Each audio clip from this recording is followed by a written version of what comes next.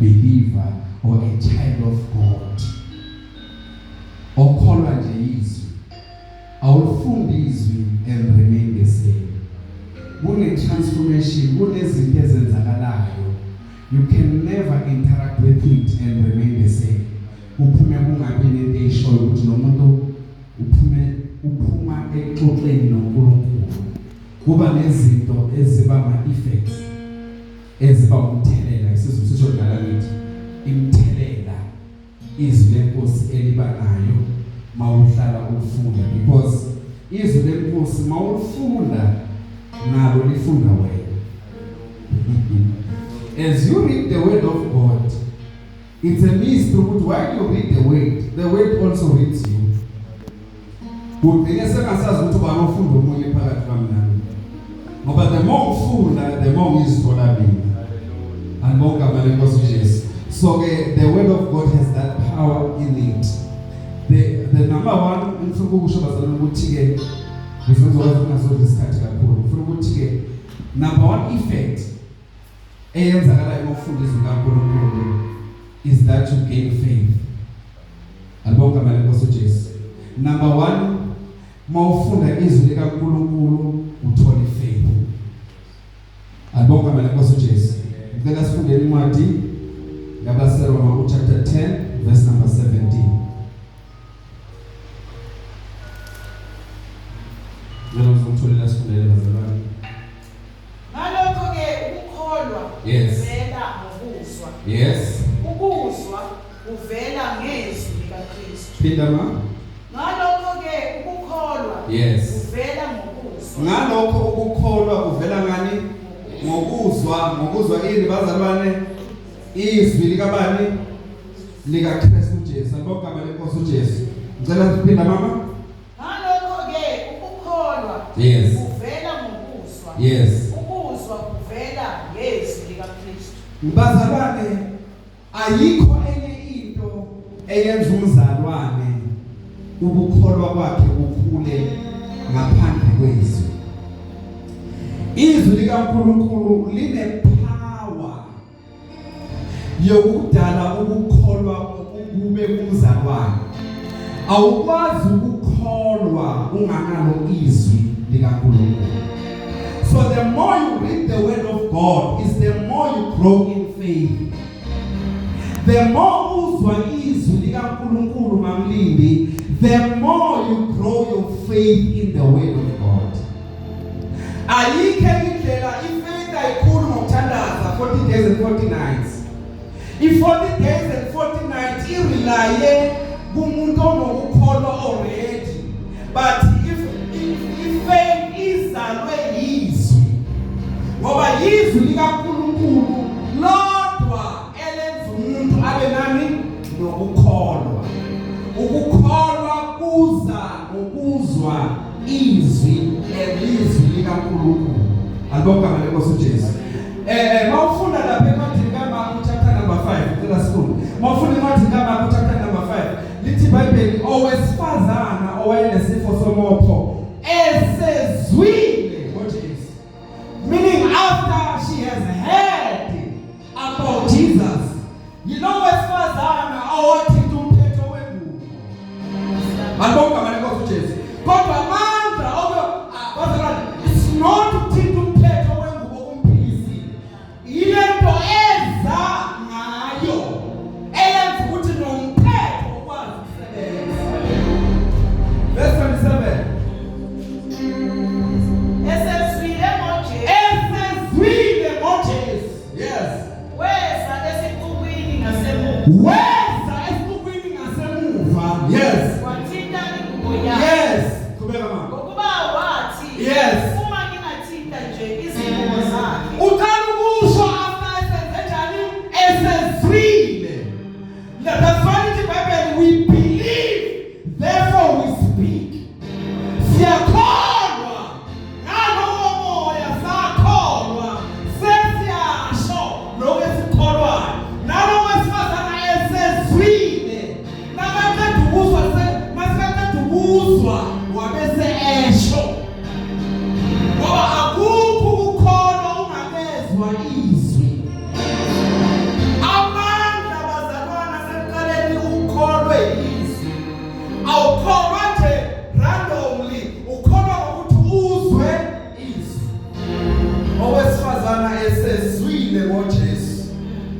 esezula about the word of God.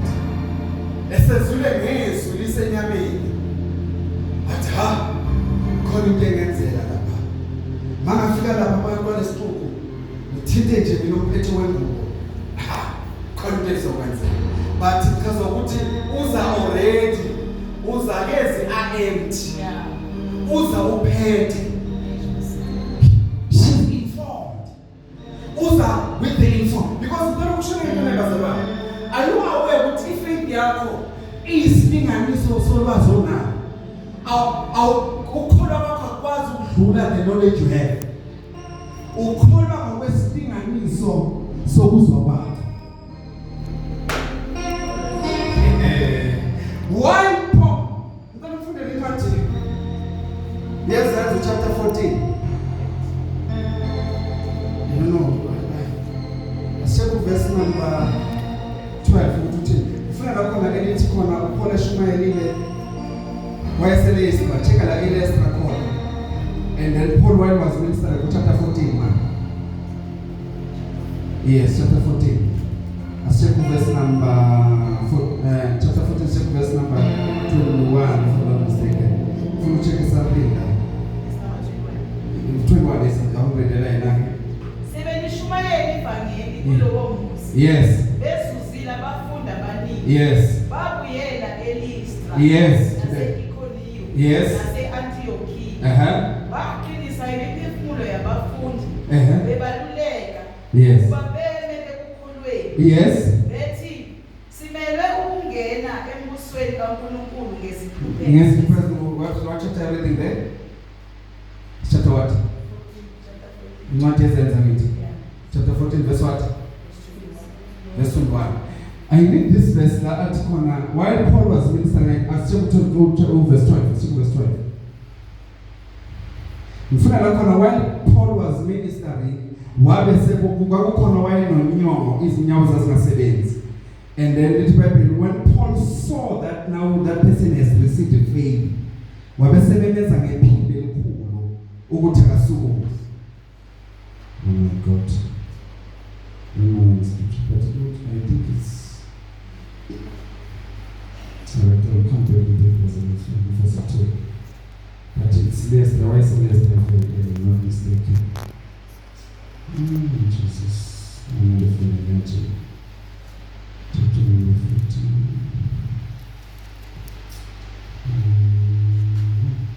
15. Faith comes by what? By hearing the word of God. While ufunda izwi likaNkulunkulu, your faith gets uplifted. Your faith gets what? Uplifted. And no matter faith, the moment you hear the word of God, if faith here develop, you start to have faith the moment you hear the word of God. But before the word of God, you don't even believe in God. You don't have faith before the word. Fanele kale fike izwi, then afika izwi esikhona kwenza njani? Uyabakhona. That's why aqala manje uyakwazi ukuimplementa. That is why even uFilipi mama bezoshumayela umthenwa bazalwane. Tell us what Ezekiel chapter 8. Not Ezekiel chapter 8. Then I'm going to see I think from verse 21. Okay. Let's say 25.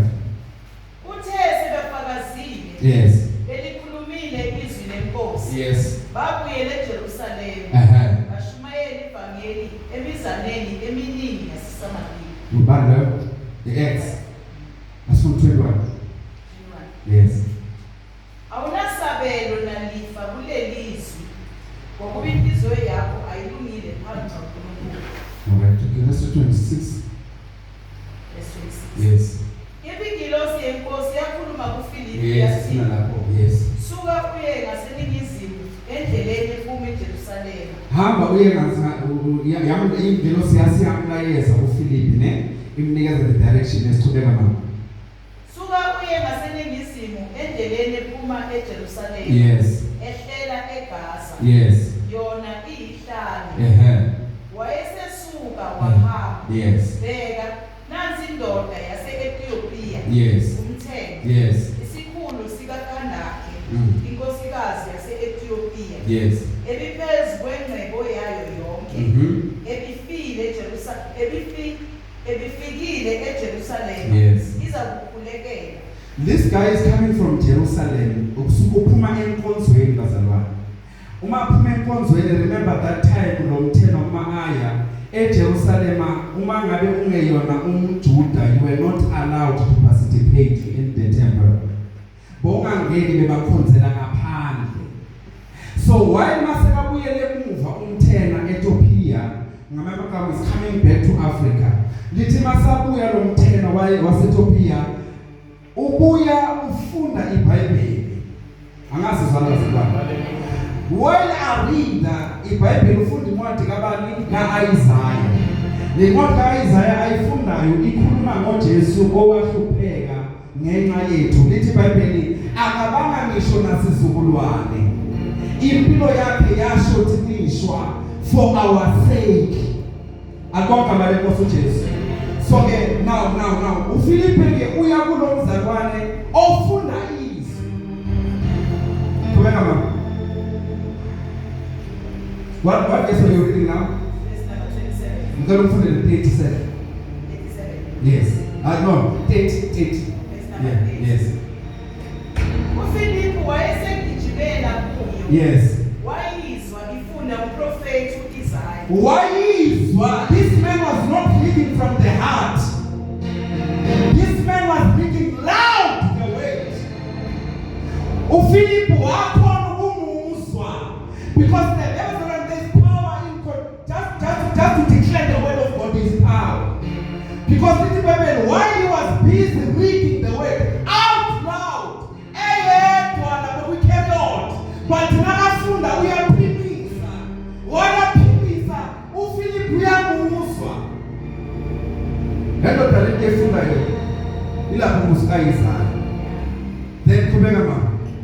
Uyakuqonda kambe lokho kufunda yini? Then Philip come and pose the question do you understand what you are reading there? Kubeka mama. Yona yathi, Yes. ingakwazi kanjani? Yes. Ngekho ongibolayo la. All right. Kubeka mama. Yamusa uPhilip ukuba akhwele ahlale naye. Yes. Kepha isahlukwana sombhalo ebesifunda. Yes. Ilesi esithi, Yeah. wayiswa emhlathweni njengemvu. Why is so kuhlathini njengemvu? Yes. Njengobuntu Yes. ethule phambi. Yes. Womgundiwana. Yes.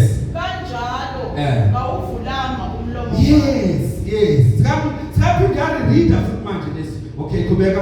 Ekuthomeleni kwakhe, Yes. kwahlulelwa Yes. kwakhe, Yeah. wasuswa. Yes. Ubani ongalanda ngesizukulwane sakhe na? Ubani ongakhuluma ngenzalo yakhe, ubani ongakhuluma ngento ayenza. After ngoba yonke into ekumele ayenza akakwazanga ukuyenza for our sake. Kubeka mama. Ngokuba ukuphila kwakhe Yes. uyasuswa Yes. emhlabeni. Verse 34. Verse 34, yes. Kepha umtheno wathatha wathi uPhilip, Yes. yaphela umprofeti ukhuluma lokho ngobani na? Yes, explain to me this, yes. Uzisho yena Yes. noma omunye na? Yes. Philip wavula umlomo wakhe qala kulowo mbhalo Yeah. washumayela ivangeli ngoJesu. Yes. Kwathi besahamba endleleni bafika emanzini. Well, if you can understand there, uPhilip wabesuvula imibhalo eqala kule ndaba yalomthelo and then go further on explaining about Jesus. Nezo ngisho bazalwane. Ngemibhalo you can explain Jesus through scriptures. Without the scripture you cannot explain Jesus. So lithi Bible now ubuza ukuthi lo muntu obhala la ubhala ngaye or ubhala ngomunye umuntu na. Then uPhilip uthi this is Jesus, but I cannot just tell you this is Jesus. I have to open books so that lento ayibhalwe la kutshengisa ukuthi akakhulumi ngaye kodwa lo muntu ukhuluma ngoJesu. And then while Peter was busy opening the scrolls or the scriptures, then search Bible here, wayesebambeka nomthengwa all along bekafunda understand. But ngiyamthanda ukuthi waye persistence to read the word. And God kwasala assignment kuNkulunkulu owandisa ukukholwa emntwini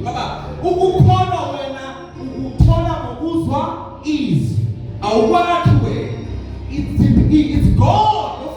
Okay, so redeem. Let me now give you another revelation. Bese ukukhula kwakho kuyanda. Alright, kubeka ke mama. Wathi besahamba endleleni. Yes. Bafike emanzini. Umthelo wathi bheka. Yes. Namka amanzi. Yes. Kwalani kuba ngibhabhathiswe. Yes. Philip wathi kuye uma ukholwa. Uma wenze njani? Ukukholwa sekuvela afterward the wait.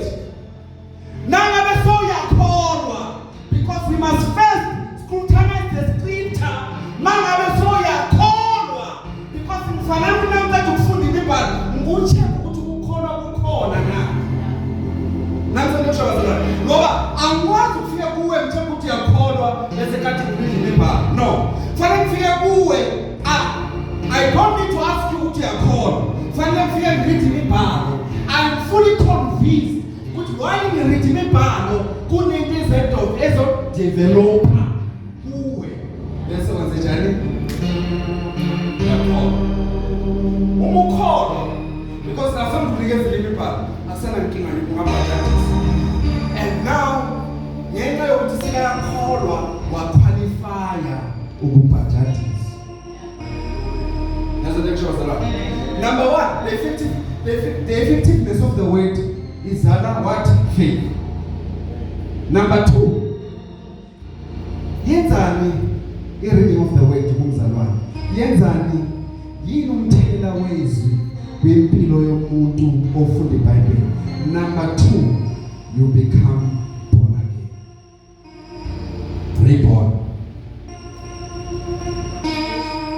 Kunomuntu ozalwayo while there is a reading of the word. Whether noma ngabe nawe bosokholwa uphinde ukholwe futhi. Noma ngabe bosozalwe kabusho uphinde uzuzisana. Ngathi ngiyaphinde ngiyazalwa. Because the word has the power uthi uzalwe uphinde uyazalwa. Because every day while you are reading, you discover this new person obongamazi ngawe. Because the word has the power to reborn again. Let's read the John. James, yes. James chapter 1. Let us read from verse number 18. Yes. Ngokuthanda kwakhe. Yes. Wasizala ngezwi leqiniso. Ngokuthanda. The moment you read the word of God, God feels love. uNkulunkulu uzizwela semathandweni nawe.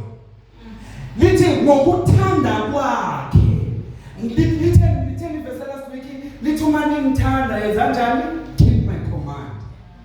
And the more you keep his command, awugcini ngokumthanda wena, naye uqala ukuthanda. Ngoba lithi ke ngokuthanda kwakhe wabe siyazalwa kabusha. Because you keep on reading the word of God. You keep on reading the word of God. You keep on reading the word of God. The more you keep on reading the word of God, you become reborn again. Ngokuthanda kwakhe, funda mama ke indaba. Ngokuthanda kwakhe. Yes. Wasizala ngezwi leqiniso. Ngokuthanda kwakhe, my God, wasizala ngezwi lani? Yes. Ukuze sibe ngabokuqala bezidalwa zakhe. Ukuze sibe ngabokuqala bezidalwa zakhe. We become the first fruit of his creation. New fruit. But the more you study the word, uzalwa kabusha. Yabona manje leso. Ngikhuluma manje ngemthelela. Ngikhuluma manje mina ngomuntu othi ngifuna understand into zikaNkulunkulu. Kuthiwa ke the more you keep on reading the word of God, uzalwa kabusha. Ayinamandla le nto zalwa. Ngicela sifunde 1 Peter chapter 1. 1 Peter chapter 1. Ngifundele verse 22 and 23. Yes. Senihlambululile imiphefumulo yenu. Yes. Ngokulalela iqiniso. Senihlambululile imiphefumulo yenu ngokwenza njani? Ngokulalela iqiniso. Yes. Nize nithande abazalwane. Nize nenze njani? The more we read the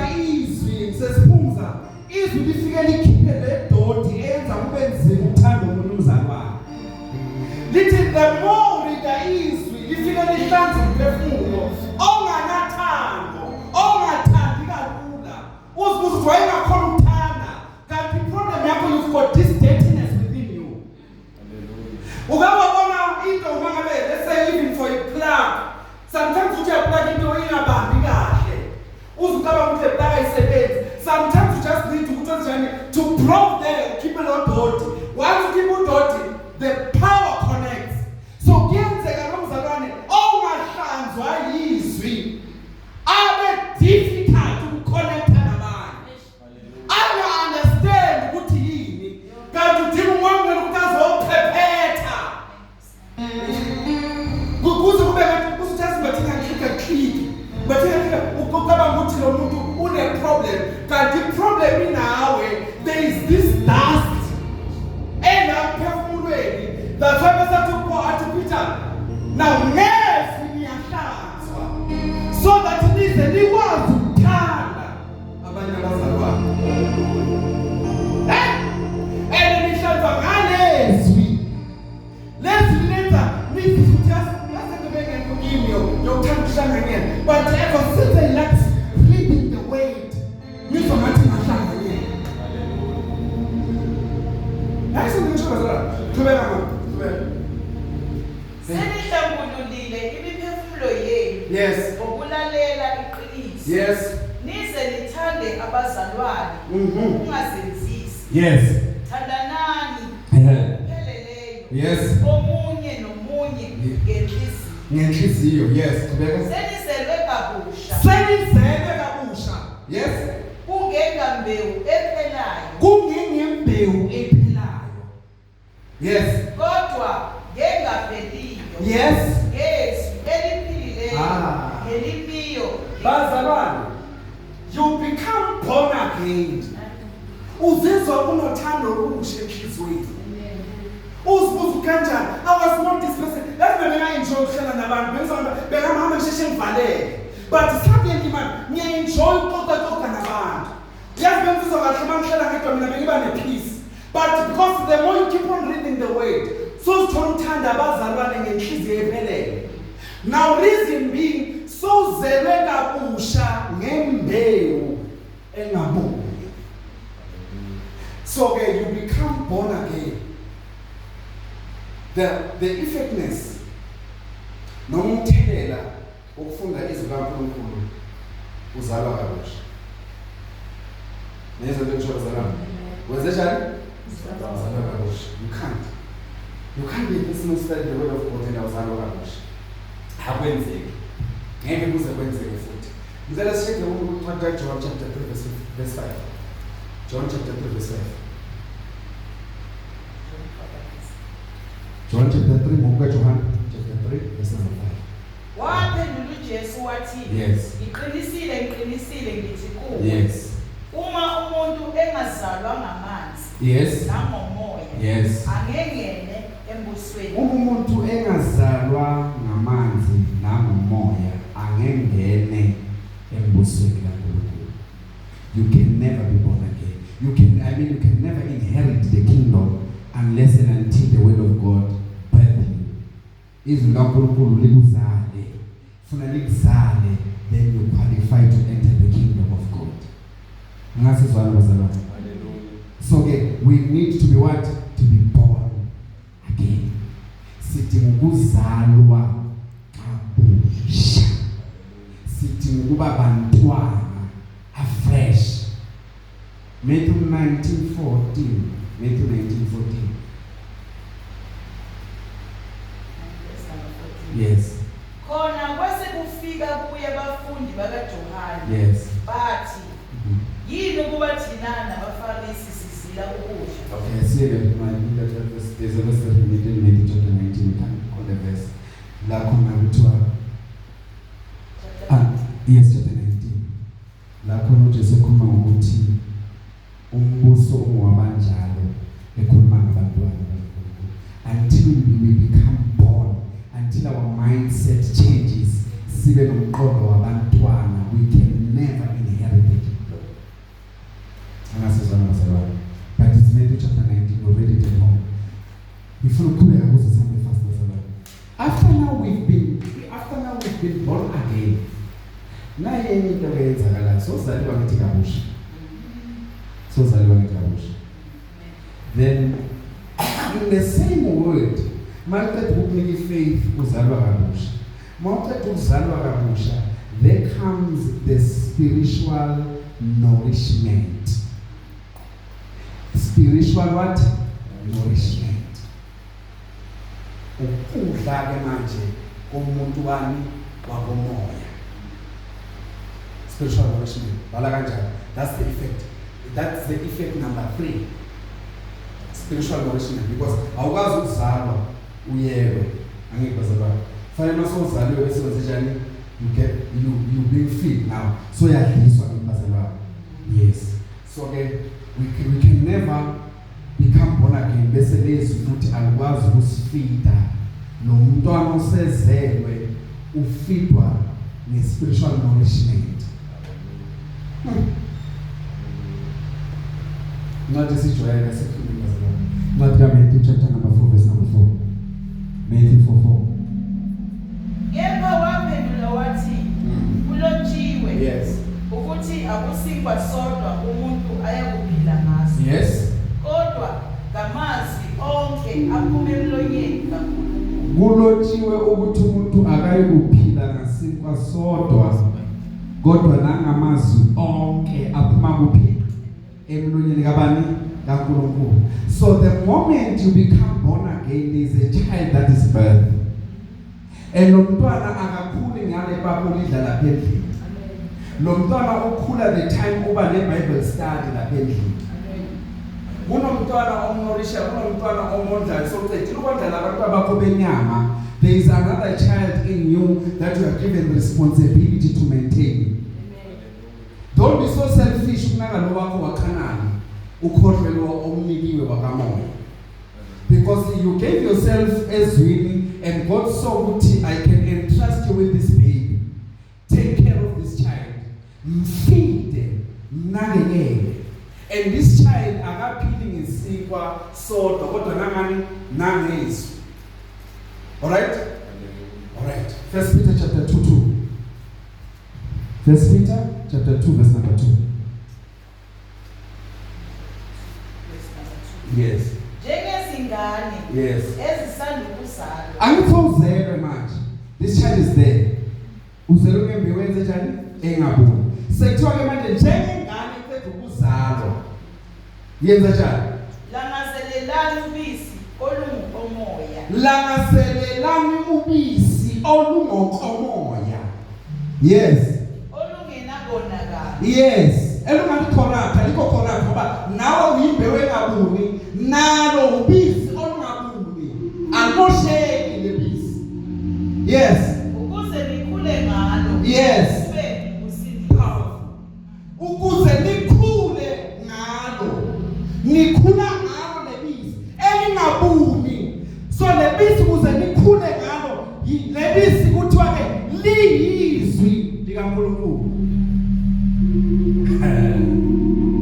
Lo mntwana wakho wakomoya udepende in the spiritual food. And how God makes this ukuthi ukwazi ukuthi focus la lo mntwana wakomoya. Lo mntwana wakomoya ukwazi ukumfida ne. One of the things God does, sometimes makabona ukuthi you are still a babe. Angeke ukhona ukumfida lo mntwana because while usasenako konke it becomes difficult to focus in this. God will put you into a test. Let's go in Deuteronomy chapter 8, verse number 3.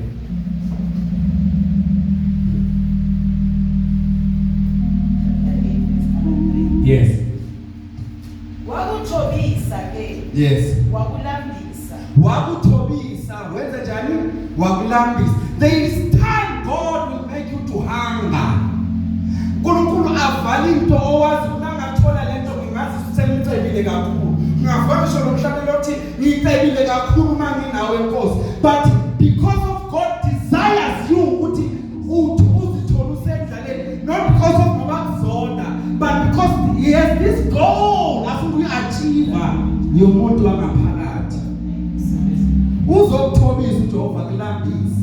Uzokulambisa bamhlaba kulento ezokukhipha busy. Uzizwe ukuthi ngenele. God akulambise because he has a lesson to teach you about. What rest of our food mama start verse number 3. Wakuthobisa wakuxolisa Yes. wakulambisa Wakuthobisa ngendlala. Yes. wakulambisa Yes. wakupha ukuba udle imana God, hebazalwane, angizwe le ndaba. uNkulunkulu uyakulambisa, mara ukunikeza imana. Yini imana? Isinkwa somoya. Yini imana? Isinkwa sasezulwini. uNkulunkulu akucisha kwakho kwenyama, akuvulele nje ithuba lezwi. Wabanisha, wabalambisa, but wabanikeza imana. Wabalambisa, wabanikeza imana. Balambile, banikezwa imana. What is manna? The bread from heaven. What is manna? Angelic food. What is manna? In an interpretation, kuyini lokhu? Legama lithi mana lisho ukuthi kuyini lokhu? Ngoba mabavuka ekseni uNkulunkulu athena ngizodla ukudla engaphekanga nini. Nabavuka ekseni bavula iminyango bathola imana ichithekile phansi. Base babiza lokudla ngokuthi imana. Asigama lokudla. Bona in short, this is a Hebrew word. Babesho ukuthi kuyini lokhu? So in Hebrew it's manna. So remember uNkulunkulu kunesikhathi azokulambisa, uthi ulambile athi read my word. Moyezwini uthi mara Nkosi yini lo? Athi this is food. When you call it yini lo, uthi uNkulunkulu lo ukudla. Yes, usifuna uNkulunkulu understand imesine ngiso ba. Athi isizwa ba. Lesimo ngiso sizo maintainwa yilo.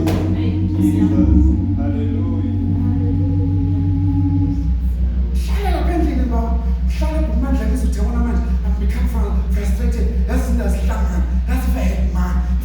Cool. Science trade. No one said to a lance for me. Set man up to the I want to say, man. Who probably to say, we forget that. So, it's trading 9. It's in a week for the 17,000 week. Trading 9. Put on the little boy. Sabeza nkosi siyabo uthi uNkulunkulu seboke athi inkosi la yongena khona athi yabo athi uNkulunkulu baba masola uNkulunkulu athola this is the food namhlanje lapha ngithi bana nkosi ngiyokwenza njani I've let God take your weight go and take my weight everything aya ngambulele ngithi bana how much man? I'm revealing according to the amount. In the weight. Because the God we serve is capable to give you manna. Yes. Imana is something that can never be interpreted. Wabalambisa, wabanikeza imana. According to you, utweni mana, wakukudla. But according to them, it was not food. But we question man, uNkulunkulu senzela ini. Funa amanyanisi thina sifuna amanyanisi. Sifuna ama-apula seGibhithe. Siyawaza mna kanjani? Athi uNkulunkulu nizodla mama. Anizowathola nizophila ngemana. Oh my God. But at that time, once you can rely in the manna, once you call in the manna, when you've got the question, what is this God? Keep on eating it. He can understand. If else really eat, it will have an impact. Kunende izoyenza. Kunende ekugcineni uzothi bana Nkosi, yazi ngibeka isikhathi esimanje lapha esikhathi. Ngathi ngaphila ungibusela. Ayiwaba ukuthi kunabantu esonase sifele sesiriwadwa ngeinhlupheko abantu abayihluphekile. Abanye bayibypassa babaleka.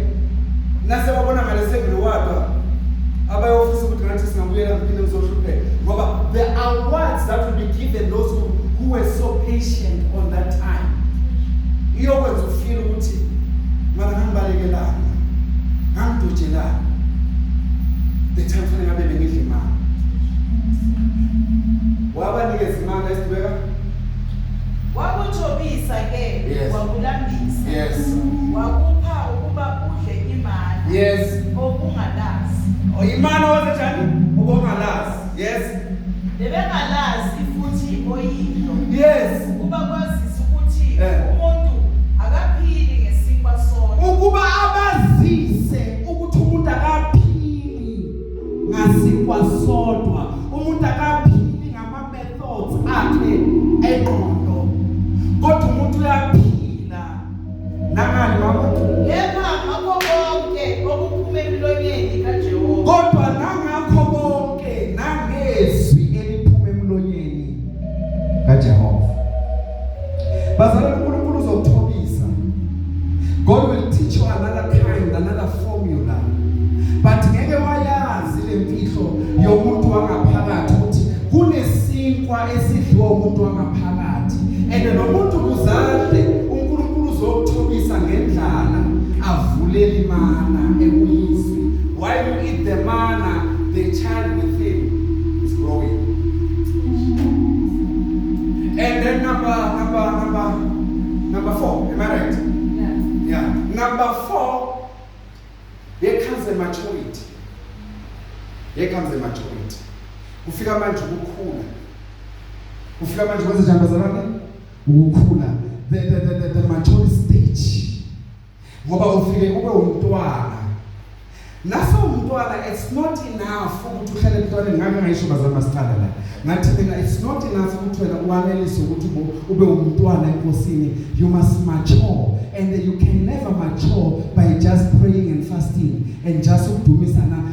You have to go and dig the weight, and after digging the weight, after so limbile legolide lizwi likaNkulunkulu bese liyakukhulisa. Amen.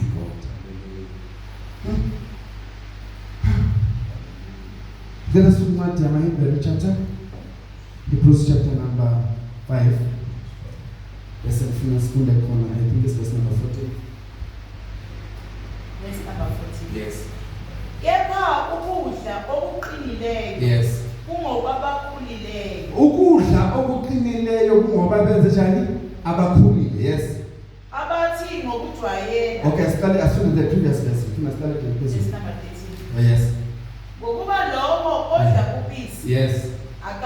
akakaqondi lutho Odla ubisi akakaqondi lutho. Yes. lwezi lokulunga. Yes. Ngokuba uyingane. Kunesikhathi la khona you become just a baby. You eat while udla sesiphumuza. Uma umntwana, it's not wrong ukuthi kunezinto ongazi understand. Uzufike la mkonzweni ekhaya uhlatshwa amakashumela usi-understand. Don't get frustrated. You are in a state or in a position of a baby. But you eat and you don't understand what you are eating. You are drinking the milk. But when you are now maturing, we are sugar ekudleni ibisi. Ngoba ibisi lidliwa abangakhona uku-understand lo mthemba losifunda ngayo. Loya mthemba ofanele umntwana ngoba ufunde angaqondi ukuthi ufunda ini. But as much as umthemba awumntwana akayekanga ukufunda until wazowathola uFilipi. So while umntwana uzohlala unoFilipi, but masokhula uFilipi uzosuswa.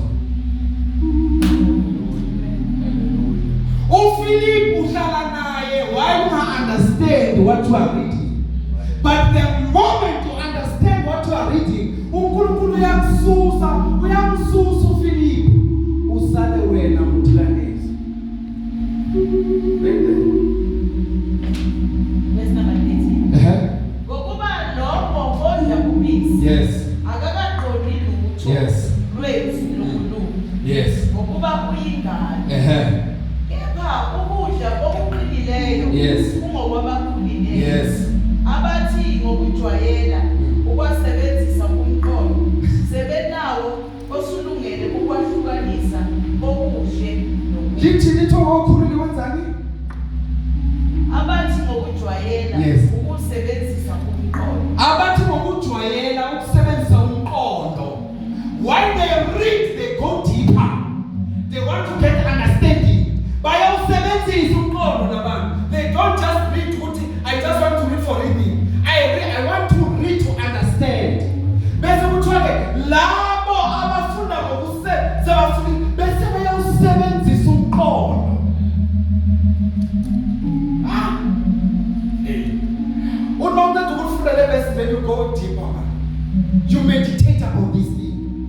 You want to understand about what you read. Basically, those ones are the matured. After they implement it. But into practice. Is it practical?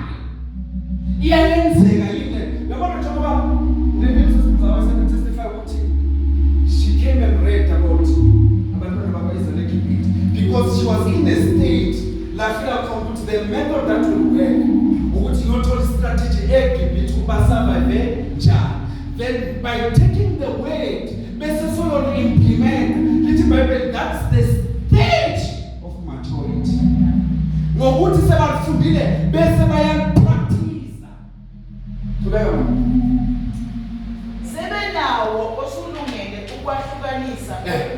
Yes.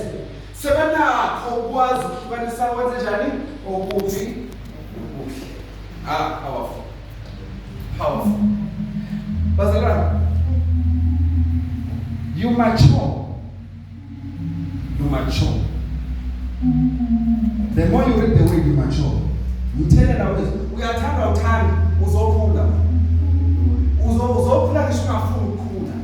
Why cool? Because you stick to the weight.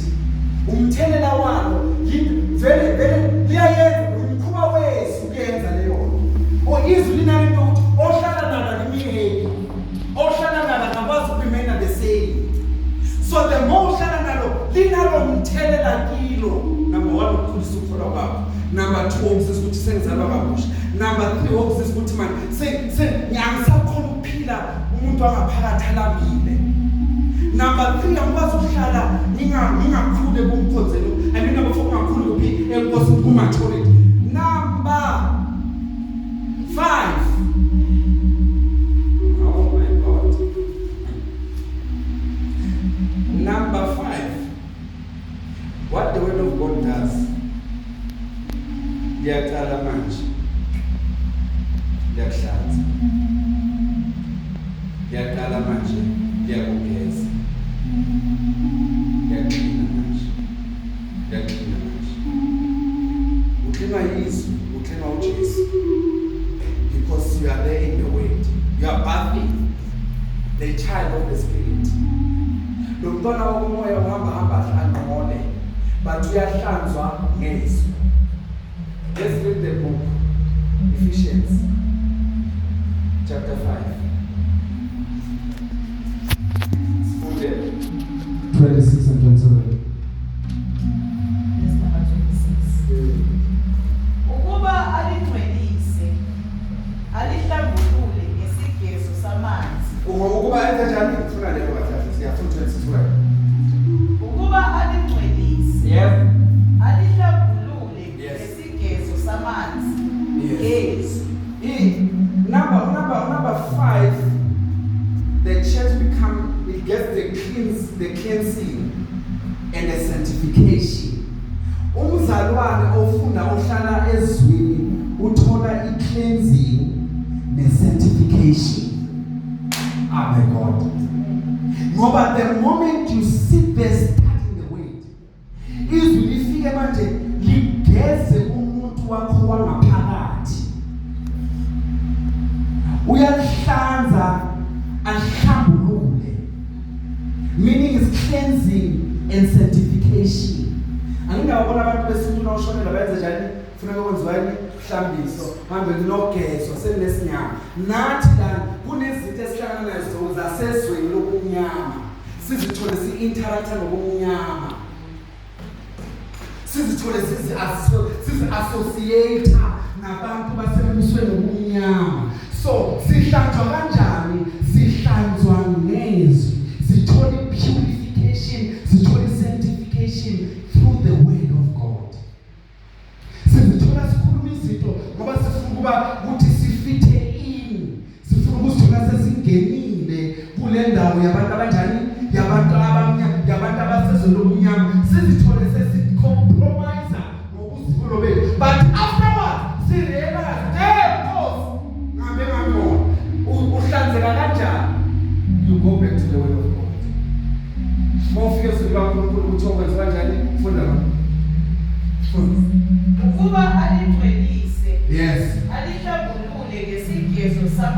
Yes. ngezwi Ngokuba ligeza aligeze ngani ngesihlambululo sami samanzi. Yes. ukuze azimisele ibandla elinenkazimulo Yes. lingenasisihla Yes. nambili Yes. nanto enjalo lingabi nalutho okwenze njani okungcolisayo bazalwane, because without the word we remain dirty. John 17:17. John 17:17. verse number 17. Yes. Bangcwelise ngeqiniso Bangcwelise ngani?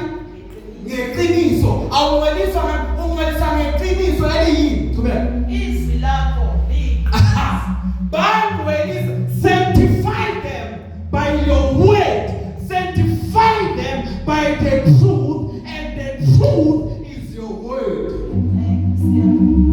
Bangcwelise, asingene emthandazweni babangcwelise. Mawufuna ukungcweliswa, don't take a shortcut, go to the word. Kuthiwe the word, it is qualified ukungcwelisa, to purify you, to sanctify you. Unawufuna i-certification, zifundise ukuba nanabo umuntu. Mawuzwe kahle ukuthi awuhambanga kahle, call this friend, sit with him down, tell him, sanctify me. Ngiphambuke kuphi, ngihlambuluke kuphi, ngenze kuphi, bese sizokuhlalisa phansi athi yabona masowenze nje, you are dirty. Ngeke uzumuzwa, ngeke uzizwele usekhoneni bakho. Zihlambuluke. Kanjani? Therefore he guides you by the truth, and the truth is his word. Matthew 15:3. I'm sorry, not Matthew, John 15:3. verse number 3. Yes. Nina senihlanzekile Yes. ngezwi engilikhulume kini Sengenze njani? Senihlanzekile ngani? Yesu Engenze njani? engilikhulume Engikhulumekile. The moment sesifunza ukuphuma lapha in your room, you are clean, you are pure, you are fresh. Kanja ngisho kathiwa waqala nokugeza amazinyo ekuseni. Awukayi bamlindi wayogeza amazinyo waphafa futhi okwenzela bokhokhe itiye. The moment owenza itiye already sowuhlanzekile. Fanele uphume egumbini uthi uyoqala ukugeza ubuso umsebenzi amatiye. Already umuntu wangaphakathi somgezi sekahlanzekile ngani? Ngezwi. So yoqala ukugeza this already nowe sekagezile.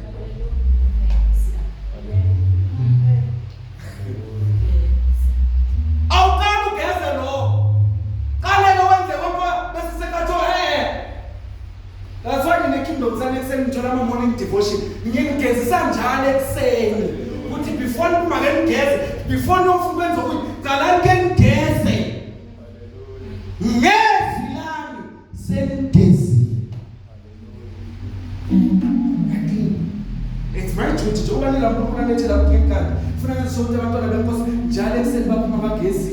Bathi bayohlangana nabantu abahlangana nabo. Inkosi ngibagezisile ngezwi.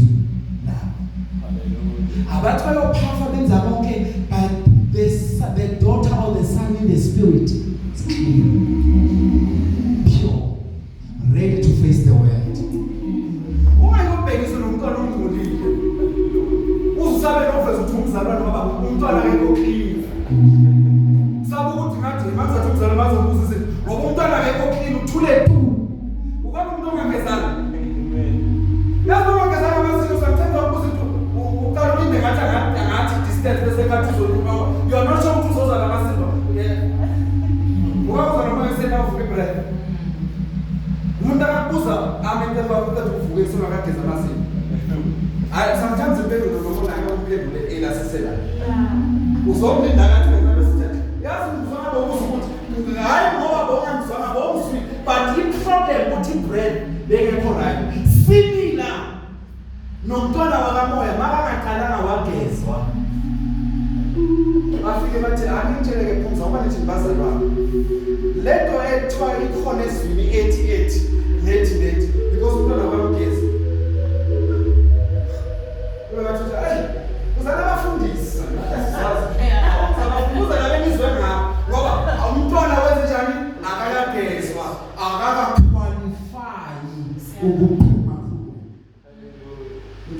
Jesu sesengaphakathi sesangcolile sesenamahluku sasabubheka abantu. But the moment you keep on studying the word, so hlanjululiwe ngesu.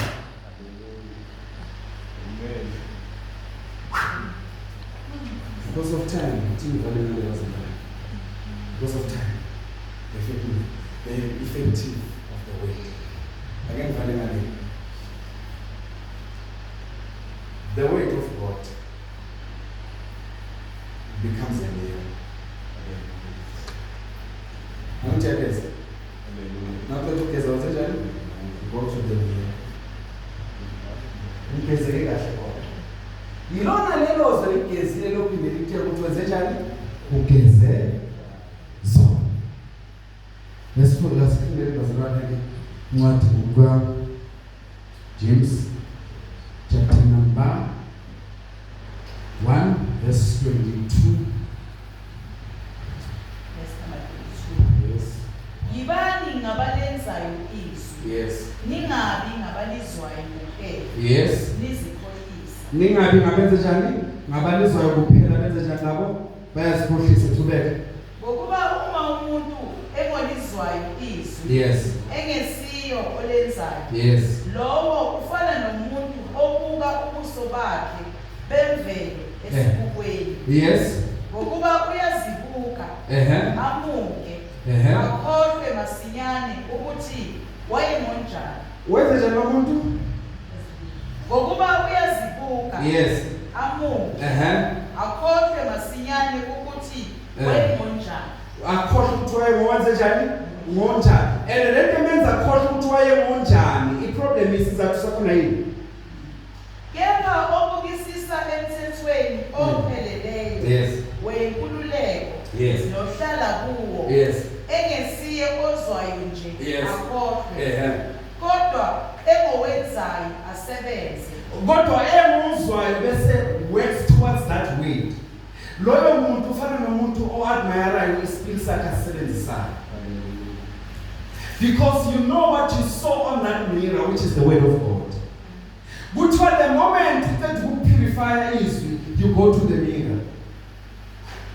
Izwi lona ngokwalo maqeda ukugeza mntasekhaya. Liphinde lona liveze libe isibuko. Simse mama umkhono ukuthi even water does that. Buza abantu bakudala lenkathi zasendulo aboshana. The same water, the same river that they were bathing in, that was the same river ebebazibuka khona. Ukuthi same right and clean. So izwi laNkulunkulu lihlulwa yini ukuthi maqeda ukugeza liphinde libe isibuko futhi. And lesibuko sibuka lo wangaphakathi ozomanifesta outside. Because lenda bingaphakathi ibonakala ngaphandle. Let's look at the so ke ngicela ukuthi ivale la namhlanje bazalwane. Asemele sibe sinalo kwazi ukuthi the word of God has this effect in us. And we're not just reading ukuthi sihambe sisikhathi. But as we read, the word of God has this impact on us. Lifike mawuqeda ukusibuka kilo. Bese kuba nento ethi hayi uNkulunkulu ukhulumile. Yazi Nkosi ubone mina. Nkosi ayangikwazi ukuthi samakwazi ukukhuluma ukhulume kanje. Bese uthi Nkosi, I want to do this thing. I want to practice this word. Bese uyaphuma ngo and implement the word. I will read just for the sake of reading ukuthi uqede isikhathi ukuread. You read in order to implement. Kuthiwa ke ibani ngabenzi bayo, uningabi ngabazikhohlisayo. The moment you get ukugeza, the moment you get ukucleana, bese uyazibuka ukuthi ushoda kuphi. Bese uyasula la ushoda khona. Bese uyaqhinisisa la ungafinyeleli khona. Bese uyapushelela la ungakhona ukwenza khona. By doing that, uthi James umuntu ozibuke kahle wangenzisa okwesula esimaster ukuzibuka esisenze njani siyakhola. Uthi Jesu Luke chapter 6 verse 47.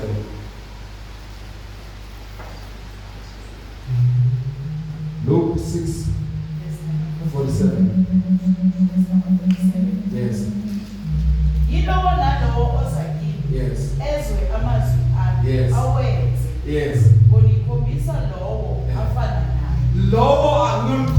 ngiyakufisa ukuthi loyo mzalwane loyo ufana nobani uthi uJesu loyo oza kimi ezemira uza kimi ezemira athi angafika kimi ezemira bese ngiyamtshela ukuthi fanele ususe lo fanele wenze lo ayona wewe mase kwimira suke sothola instruction ayona wewe always mawe kumira uya unala thing ethi I want somtshela ukuthi ngisuse yini ngilungise yini noma ngabe ugezile ngamanzi akashisayo wageza ngensipho yakho uthembayo wafaka but mawufika esipilini asithi isipima sithi le khona iphakeme udayisimama ngabani ngibonile le khona no uyasikholwa lokho esikushoyo ukuthi la angalungisana then uyalungisa so similar when the word uma izwi kaNkulunkulu likusola ulungise uthi uJesu ufana nomuntu ozibukeza